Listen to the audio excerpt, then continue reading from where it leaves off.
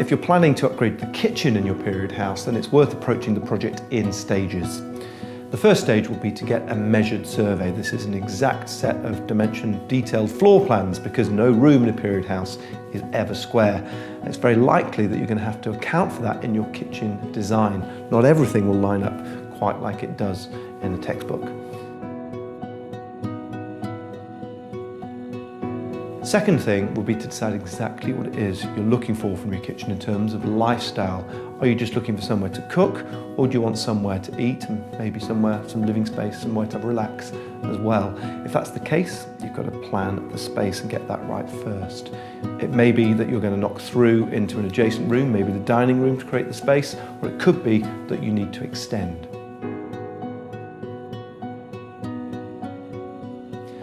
Once you've decided how much space you need, start thinking about how you're going to utilise it. Now, if you're on a budget, it makes sense to leave the kitchen where the existing services are located, particularly the soil pipe, the electricity and gas meter. If, however, you've got more flexibility with your budget, then all of those services can be relocated, and your kitchen should really be placed in the centre of the house, accessible from the main hallway and central to your whole layout. Your dining space and your living space, as two of the most important spaces, should always get the highest quality space.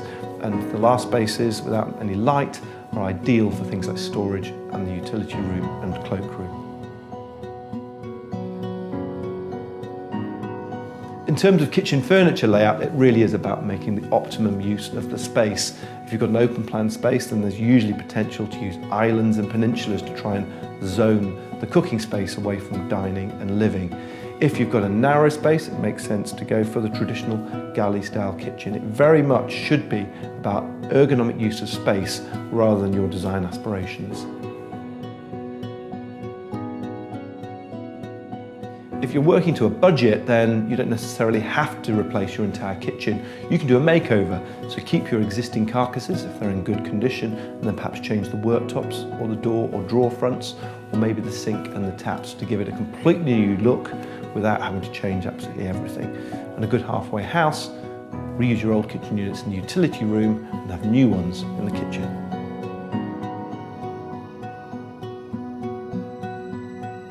Part of the design process, you should also think about taking advantage of natural daylight and of views. So think about where you're going to position windows and where you'll have access onto the garden. A good piece of advice is to take advantage of as many opportunities to bring in daylight as possible.